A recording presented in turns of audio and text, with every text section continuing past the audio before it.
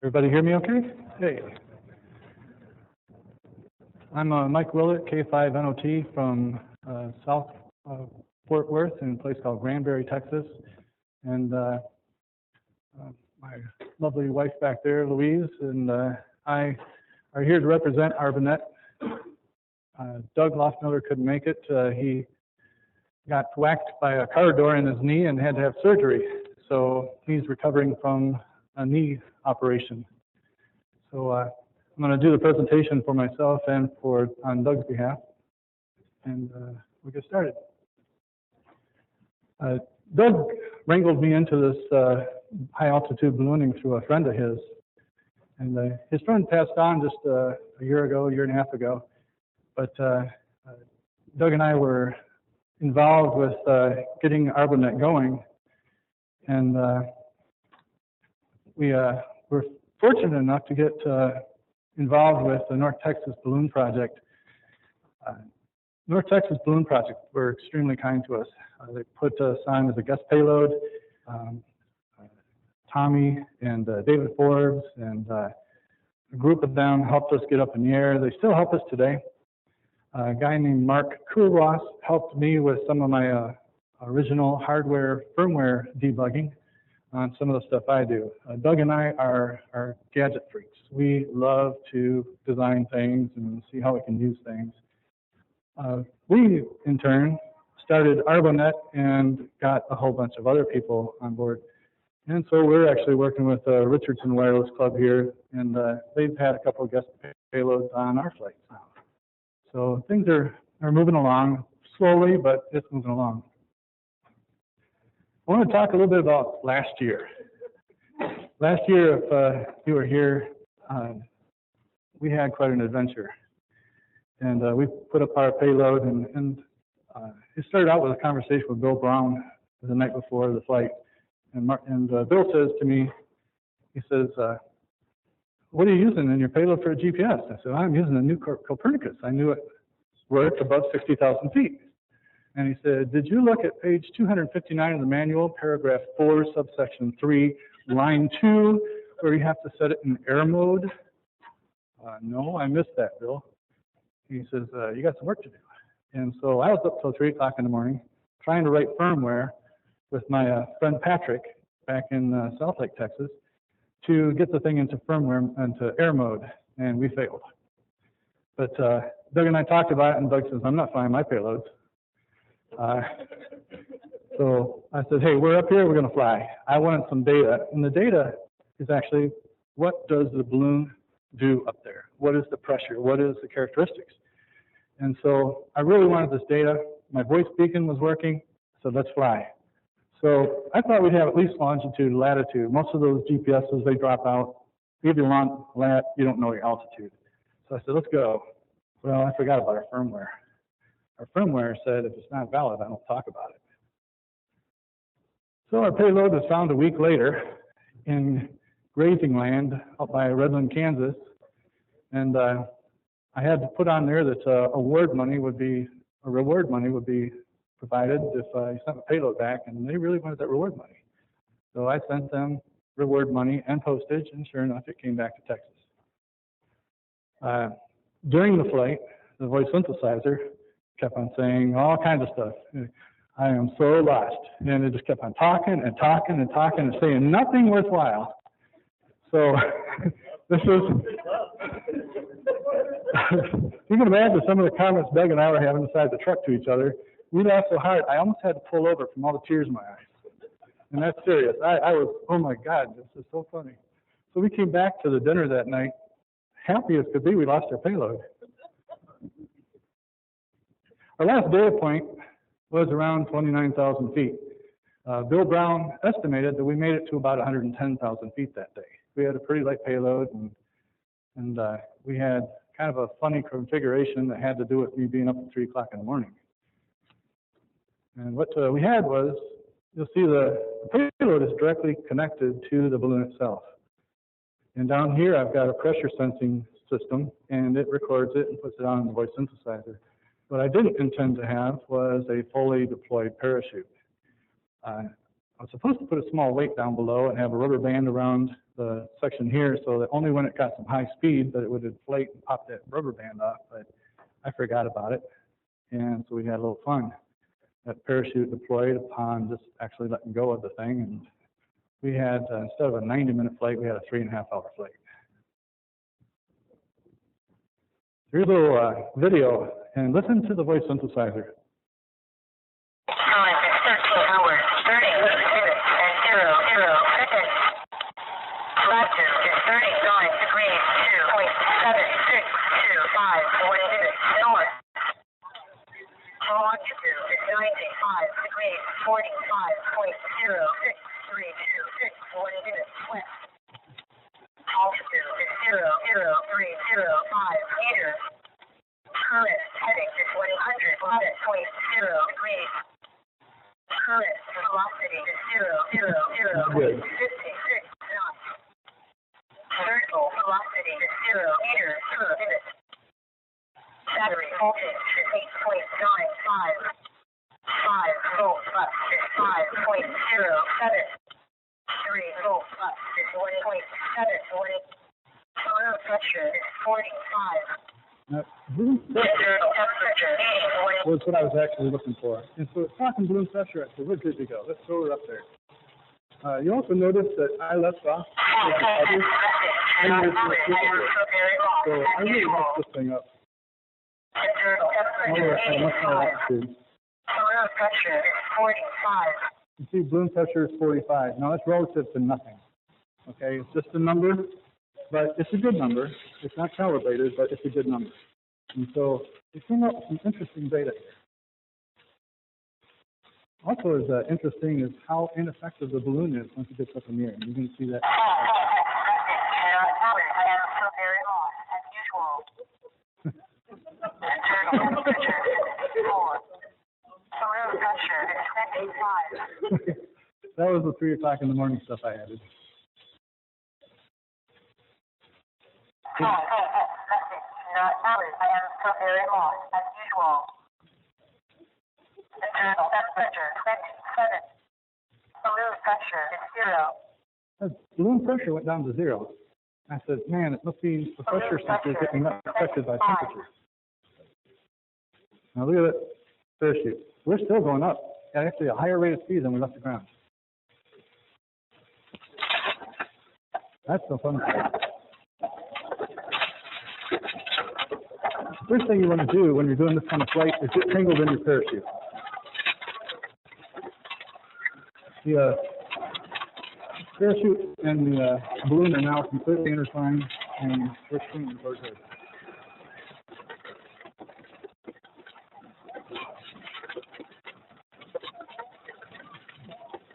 I left this a little long so you can see the violence if things go wrong. Your payloads get pounded up there.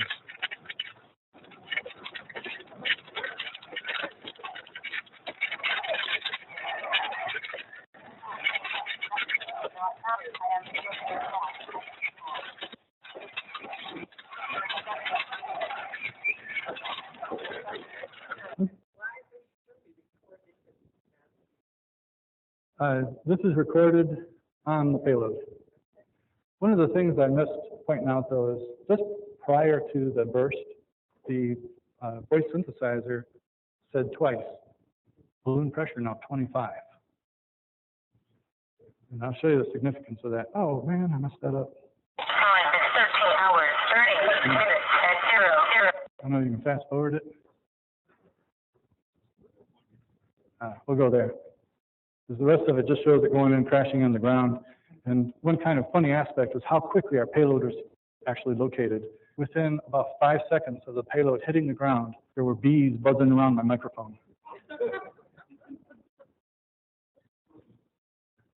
You're looking at pressure, which is force over an area. And so you see here, I've kind of broken it down. If pressure is nearly static, F and A are not changing or an equal and change, so they balance each other.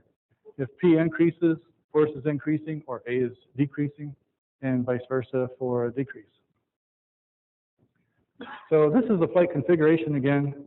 We're looking at the balloon pressure sensed in the nozzle. And there was a question about what kind of sensor I used, pressure sensor I used. The person said on the email, you have to use a differential sensor. A differential sensor, if it was open to the atmosphere, would be the same as a normal sensor. You're looking at ambient versus what you're measuring. And so here we have the ambient pressure coming in. It's equal to the ambient air outside. So the diaphragm is deflected 0. And so you have no offset. Whereas if you have more pressure, then the diaphragm is now moved.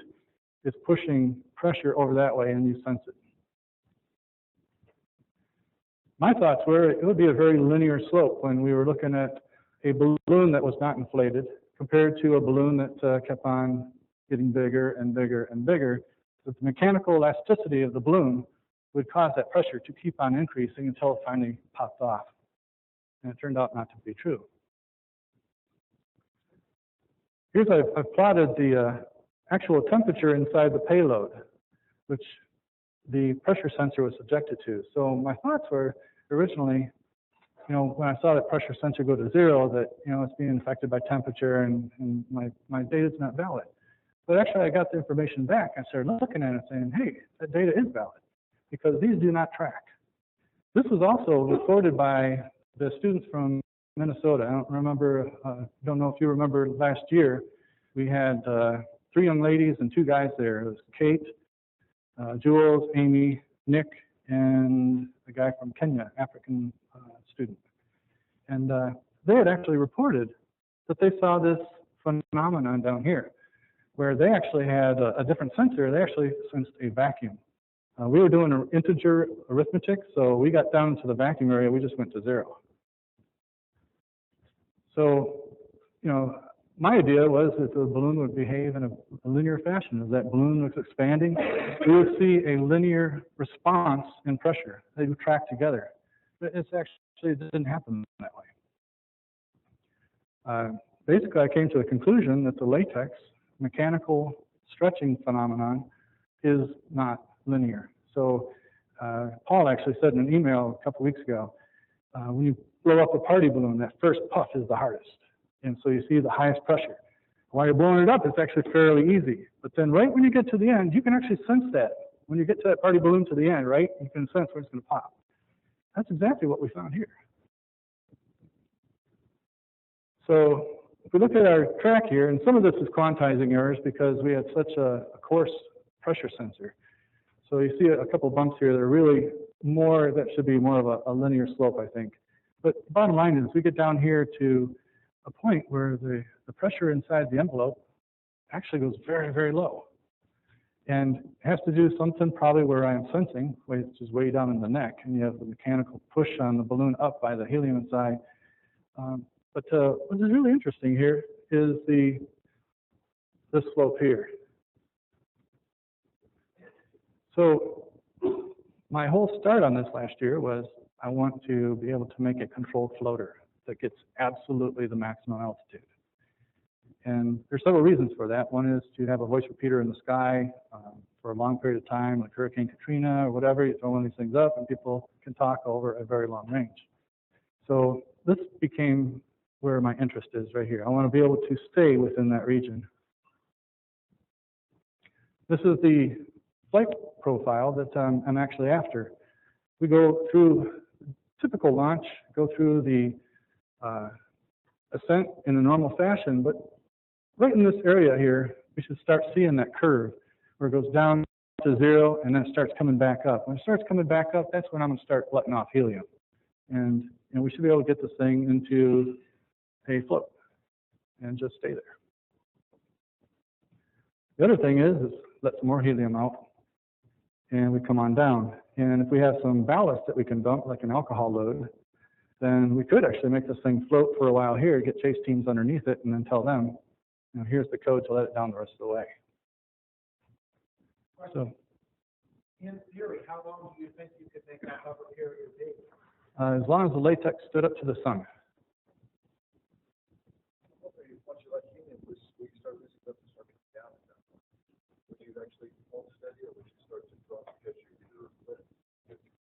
If you let it out in graduated points, you should be able to come to neutral balance like a submarine.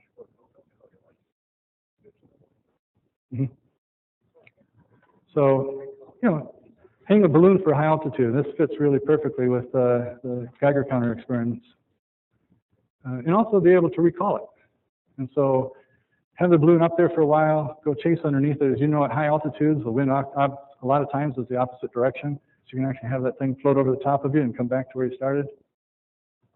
Repeater in the sky for long periods of times. The ability to get your chase team underneath the balloon. One of our last flight took off from northeast Texas and ended up southeast of Shreveport. And that turned out to be a really long day because it got in those winds. The other thing is get the max altitude out of it.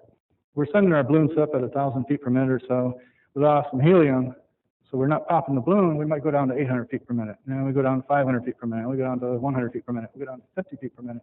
We're still gaining altitude at a rate that a lot of airplanes fly. You know, I'm happy to get 500 feet per minute out of a private airplane. So, you know, it's not bad because that gets you up into what the maximum that balloon can do. Now, there's the gotcha. If you're in that region where the pressure in the neck has gone down to zero or a vacuum, you open the valve, nothing's going to happen.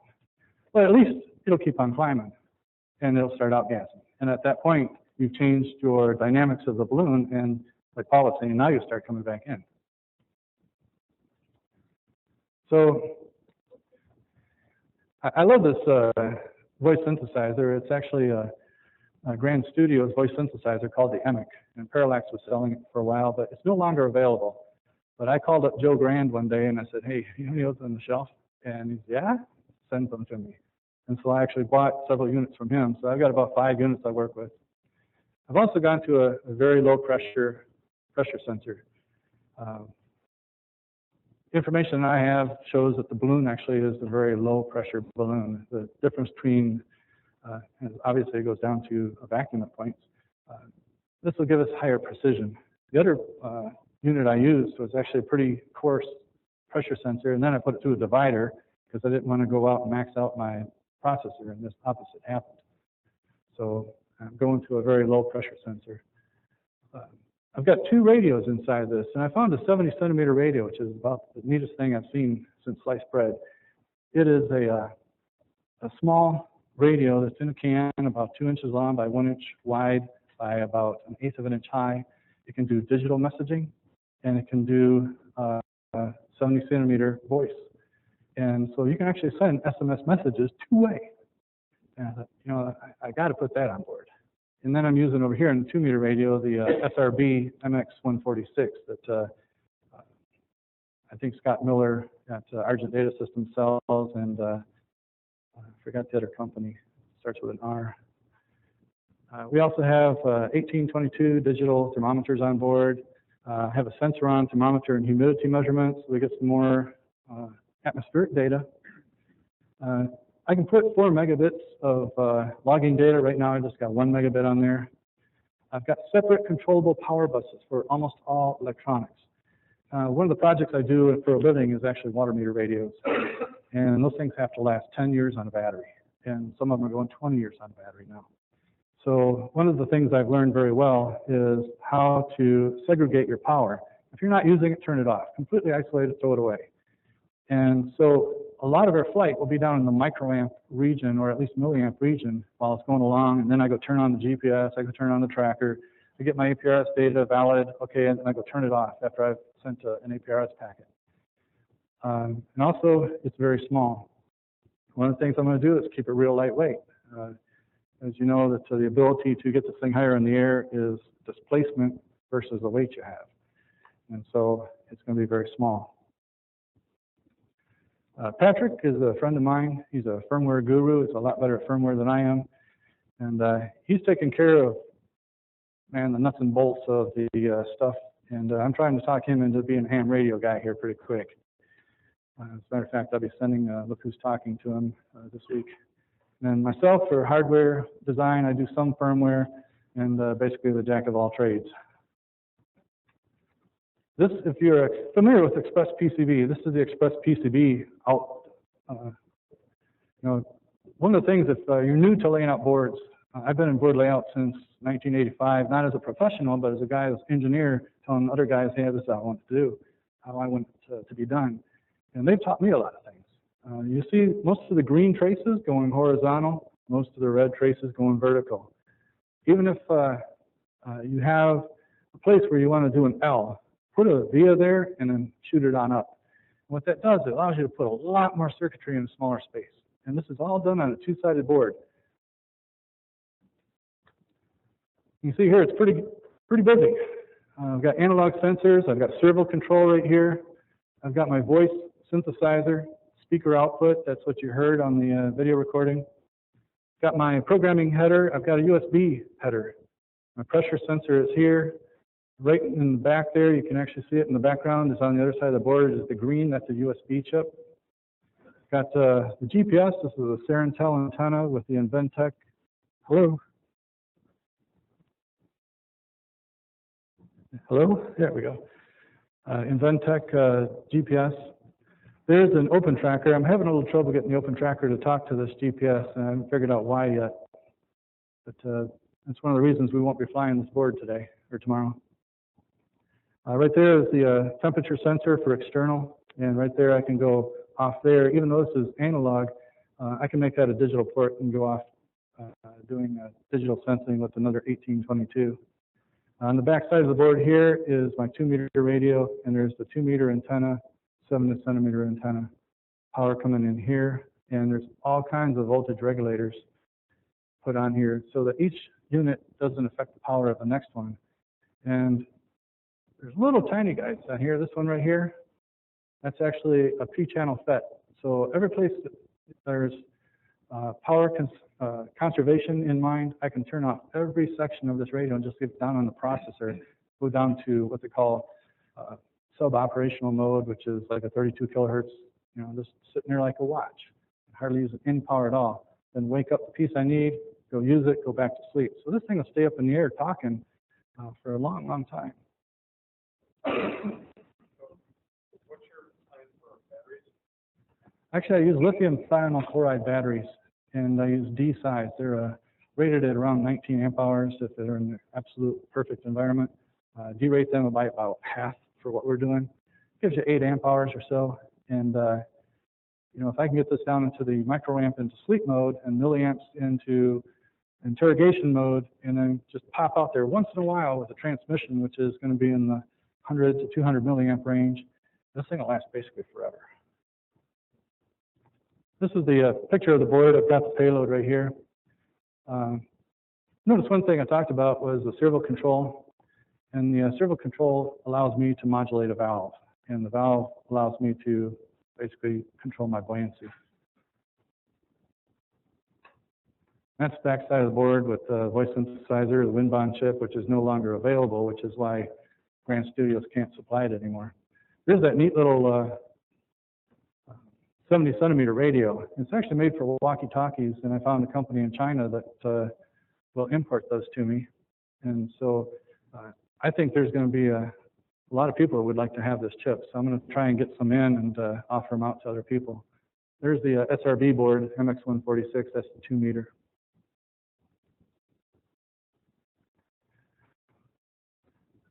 Give you a little bit of look and see about the mechanical aspect. This right here weighs about half a pound. And that's without batteries. With batteries, it's pushing about a pound. I'm going to lighten it up some more, because right now I'm using D-size batteries until we get the power optimization down. But there's the board mounted on a crappie pole. The crappie pole is fiberglass, very, very lightweight.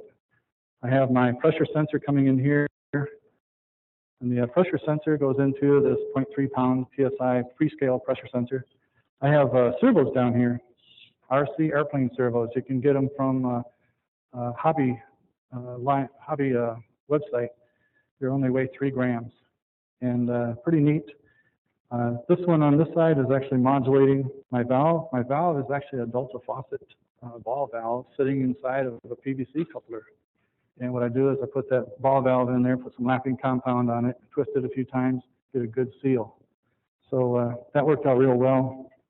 And so when that servo goes up, opens the valve, I'm outgassing. Servo goes down, there's a very small spring down here, seats the valve, and therefore I hold the pressure inside the balloon. The servo on this side actually has a rod that goes up here, and it's going to be a spring valve that'll come up here and pop my balloon. So if it's time to bring it down, I just go up there, emergency pop it down. We have two different ways of controlling the cut down. One will be the processor timer. So as you've been up here too long, time to come home. The other way will be with the 70-centimeter radio, sending it a message, time to come home.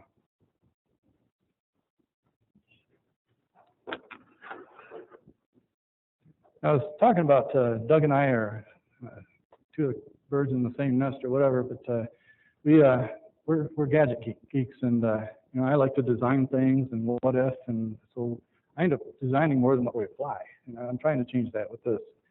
But Doug came up with an idea, or found a TV module that allows us to do slow scan TV, and we're just in the process of building that now. Doug got all the information in, is coordinating everything.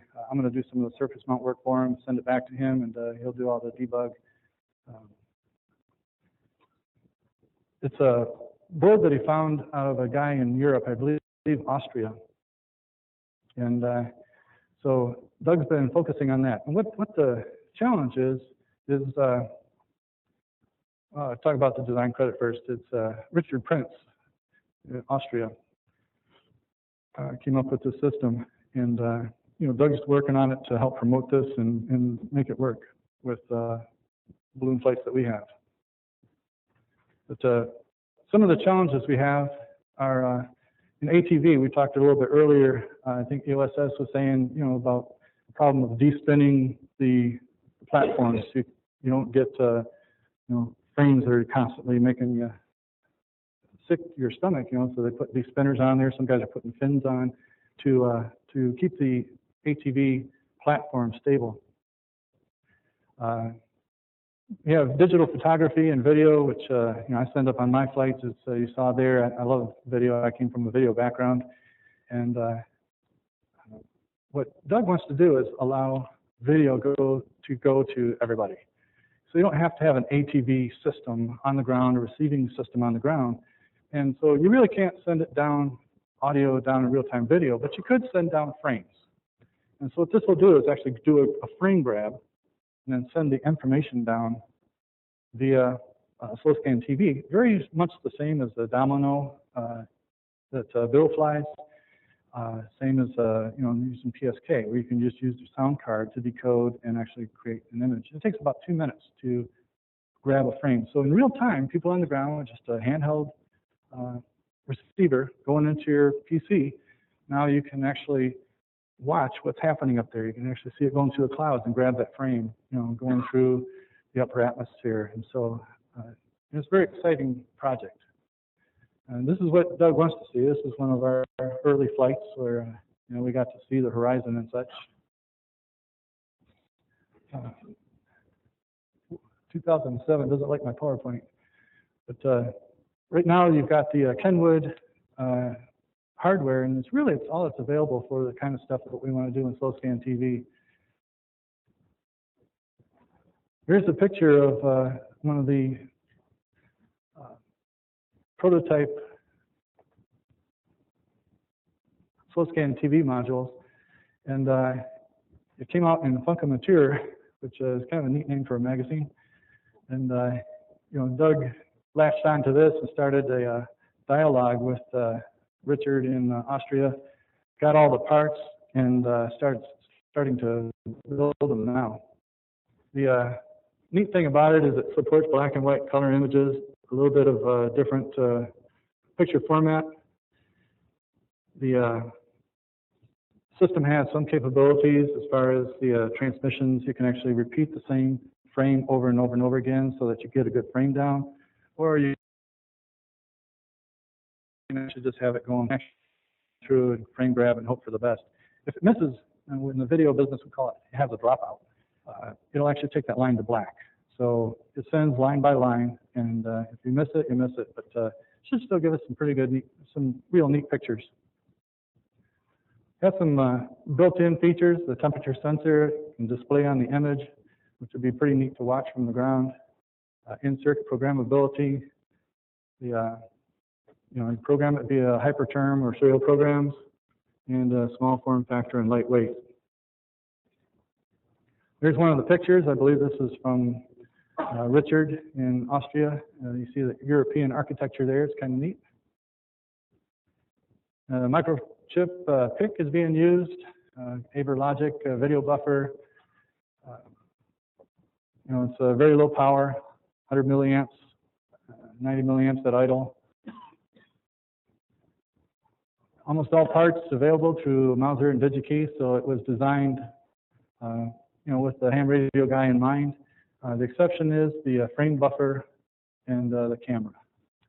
I don't know where to get those, but I'm sure Doug would be happy to share that information. And boards like what I do is through Express PCB. One of the pieces I'll be helping Doug with is actually just putting the surface mount components on. I don't have too much to do with it other than that, so I do a lot of surface mount in my line of business, so I'm glad to help out there. Doug's thinking along the same tracks as mine. You know, get the thing up there to be able to bring down videos, pictures, and over a long period of time. And we hope to have it on a future ARBONET flight. And, try to make up some time today. I don't know if we're running on schedule or not, but any questions about the different aspects of hardware? One question, when the pressure starts to go up full burst, how many minutes do you have before that happens? Actually, we can go back to that slide. And yeah, they were minutes. I want to see if this will repeat for us. No. I'm sorry. Question was, how many minutes do you have in that area where the balloon pressure starts to go up? And you know, that would have to do with how fast, how quick can you react to it. But it was a fairly long period of time. It was minutes. There we are. This is actually minutes across the bottom here.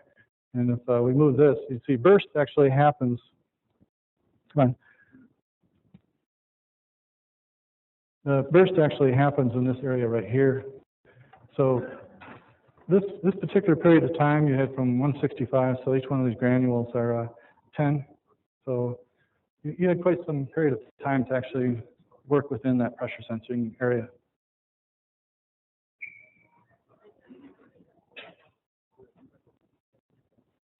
Other questions? All right.